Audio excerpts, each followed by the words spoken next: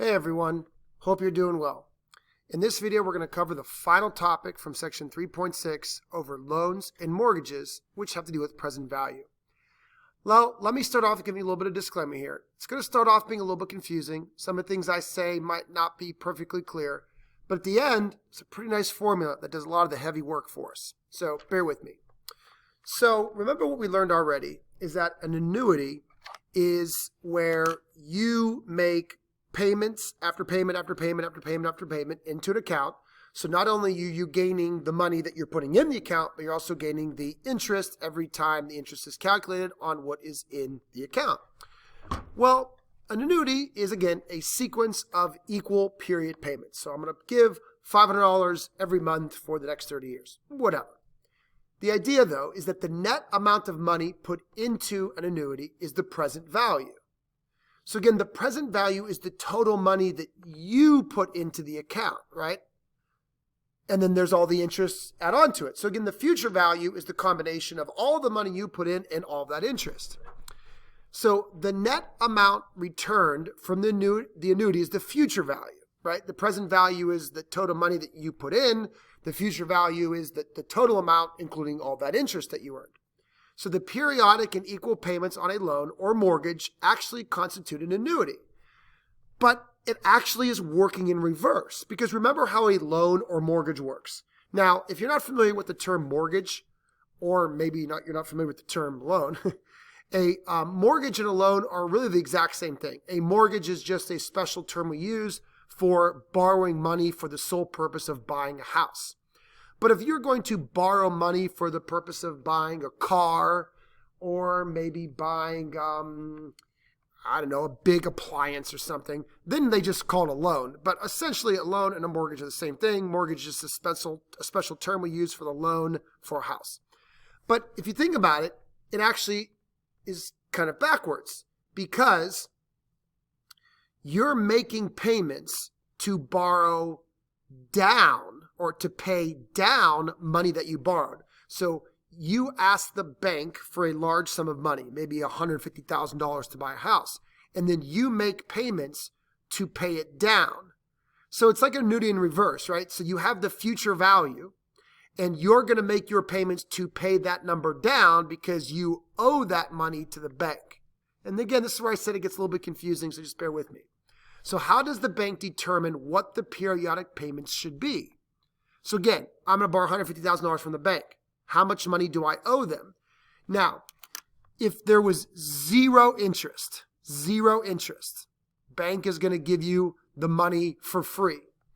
So, if you say, okay, $150,000, and maybe you say, okay, I'm going to make 60 payments. So I'll divide by 60. There it is. So $2,500, 60 times equals it. But no bank is going to give you money with no interest. So that's why it's not that simple. A bank is going to give you money, and not only do you have to pay back the original investment, you also have to pay back the interest, because when you borrow money, you pay interest. You don't get it. So when a bank is trying to figure out how much money you have to pay them every month, it considers what would happen to the present value of an investment with interest compounding over the term of the loan compared to the results of the future value. Again, I told you it gets a little bit confusing, but basically what they're doing is they're looking at the present value, how much you're borrowing, right? How much you are going to take from the bank. And then they're going to incorporate the interest that you're going to owe them, and they compare that to the future value of the loan if you were to repay it based on an annuity, making your monthly payments. All right, let's try to understand this with an example. So let's assume that a bank lends you a present value of $50,000. So the bank is going to give you $50,000 for a new home, whatever, purchase of a house. And you're going to pay 6% interest, okay? Now, first and foremost, we cannot forget that that's a 6% annual rate. So that 6% is going to be divided by 12 to get the payment rate, the rate of the interest over the intervals that you're paying. Okay, so we've done that before. That should make sense. So consider this. The future value of the investment at 6% interest compounded monthly would be taking the $50,000 and multiplying it by 1 plus 0.005. Again, that's that interval payment rate raised to the n. And this is where we got to be careful. N, remember, is the number of months that we're going to pay this for. So that'd be 12 times however many years, but we don't know exactly how many years right now it's going to take. That's kind of part of what we're talking about here. So again, that's just standard formula that we've used a couple of days ago, dealing with finding the value of a investment, a single investment, $50,000. If we let that $50,000 just sit, 6% interest compounded monthly, how much total money is there going to be? Okay. Now we could go to a calculator and figure out that number is based on a given number of years. But again, we're just kind of being generic right now, so we don't really have a set number of years. I will say most mortgages are 30 or 20 years, but let's not worry about that right now.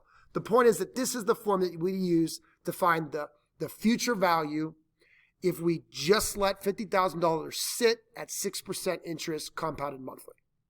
Now, the annuity is paying that down. Remember, annuity, we're making monthly payments. So using our annuity formula, we have the R, which is what our monthly payment is. And then we have 1 plus that 0.005, that interval interest rate, raised to the number of payments, which again, we don't know that because we don't know how many years it's going to take, minus 1, divided by the same interval interest rate of 0.005. So the point is right here we have the future value if that money was to just sit. And again, that's what the bank wants, because the bank wants their $50,000 back, and the bank also wants that 6% interest compounded monthly. You following me here? The bank wants that money. They're not going to give you $50,000 for free. So that's the future value that the bank is going to want you to pay them. Here is our annuity, the formula that involves how much money we're going to make on that payment, how much money we're going to pay every single month if we want to have that 6% compounded monthly rate. Now, the idea is that we're going to simply set these two things equal to each other, because on the left here, we have the future value that the bank wants. That's the money the bank wants from us. Once again, they want the $50,000 plus all that interest if that money were to just sit. Over here, we have our formula for the amount of the annuity based on our payments. But the idea is we want those two things to be equal, because the bank wants that annuity, all of our payments that we're going to constantly make and interest, to equal that final value that they want back. So essentially, we just have to take this equation and solve for R. Obviously, right now, though, we can't, because we don't know what N is, because N is going to be the number of payments, which is based on how many years we're going to do this, times 12. But don't worry about that. What I want you to worry about right now is that you understand the idea.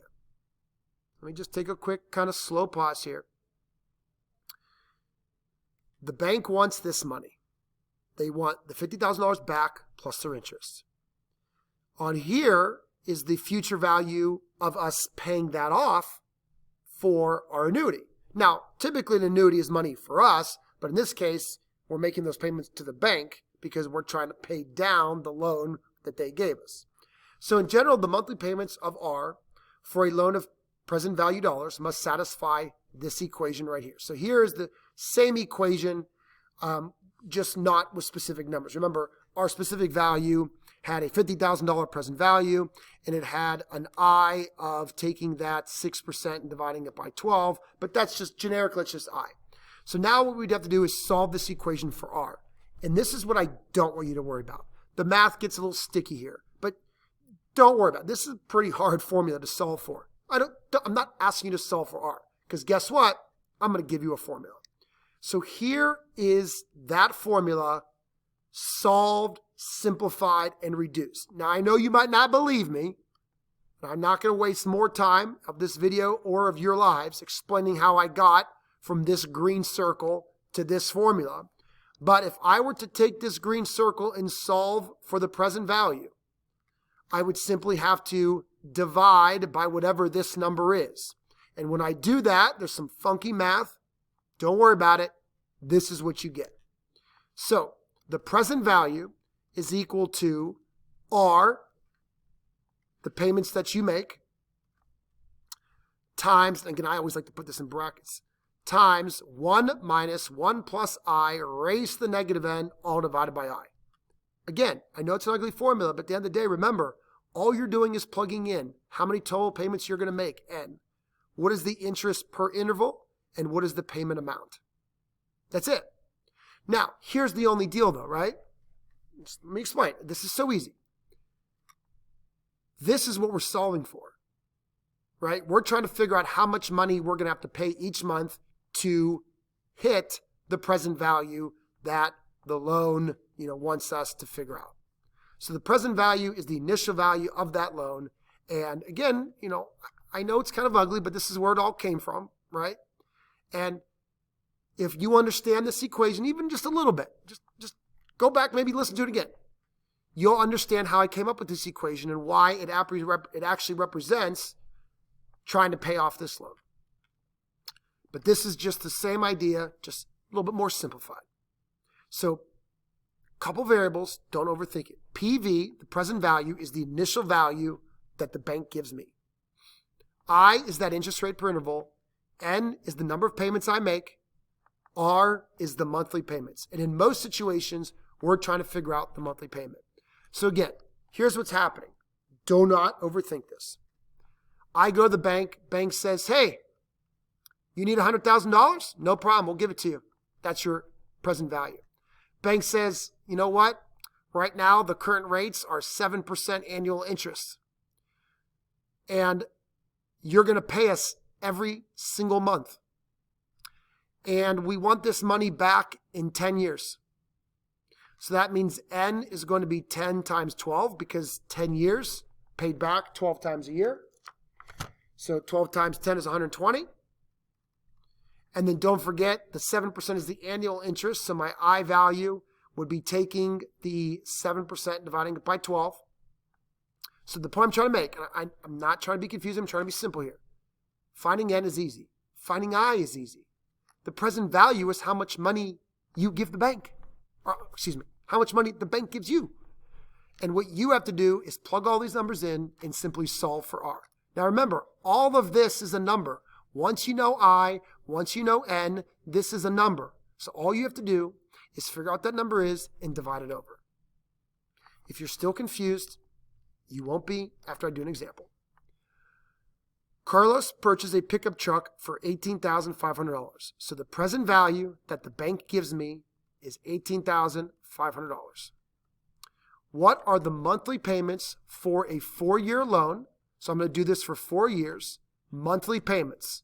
So that means I'm going to do 12 payments per year. 4 times 12 is 48. So I'm going to make 48 payments to the bank. Now, I am putting $2,000 down. Now, I don't want this to be confusing, but down payments are good things. So if the present value was $18,500, that was the price of my truck, but I'm going to pay $2,000 right now. That means that I'm actually only borrowing $16,500.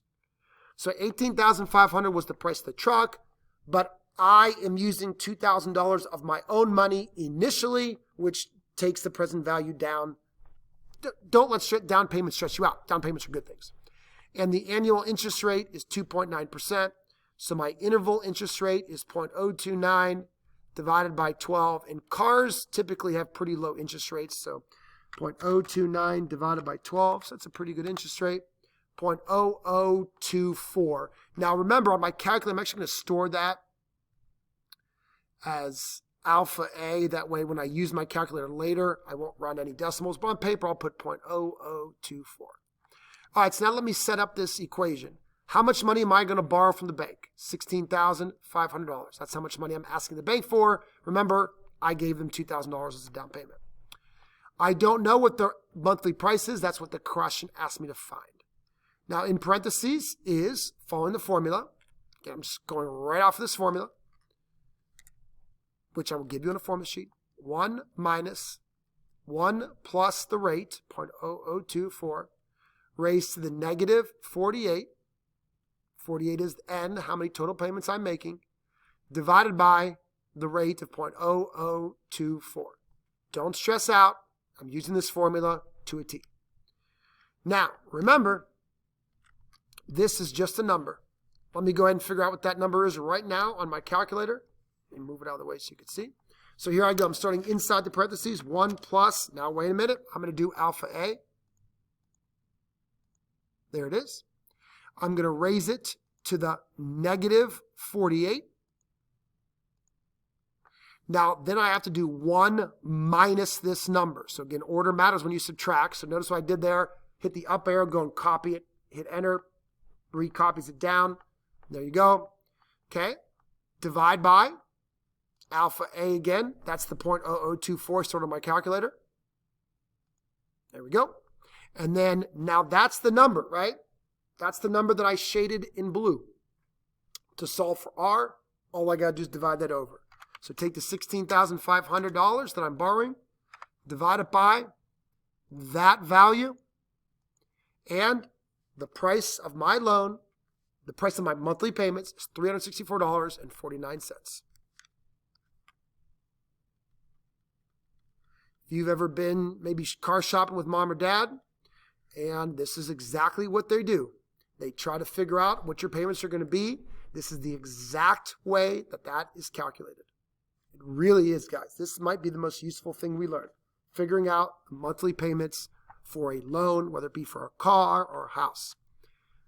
I know it's a little bit confusing, especially if we go back to here. You just have to understand that you really don't even need to know this. You just need to trust me on the formula. But this is the present value, which or the future value of the loan. What the bank wants from you is their money back plus all the interest. This is the setup for the annuity, which is what we want that future value to equal, right? Isn't that what annuities equal, a future value? So we know the future value is the money plus the interest, and now we're just going to solve for R. Now listen, things get hairy. The math gets, don't worry about it. Here it is. This is me solving. Remember, all we have to do is divide by 1 plus I to the n. That's all we have to do to solve for PV. Just divide it over. But the math gets ugly when you do that, but don't worry about that math. Here's the formula. Here's the formula. I'll give it to you on a formula sheet. PV is the present value. How much money you're getting from the bank. I is the interest rate per period. N is the total number of payments. Solve for R, and you'll find out how much your payments will have to be. That's it, guys and girls. That's it. I promise. It cannot be made harder than that. Take your time. Do the problems in my math lab for practice, and I think you'll do great. See you later. Email me with questions.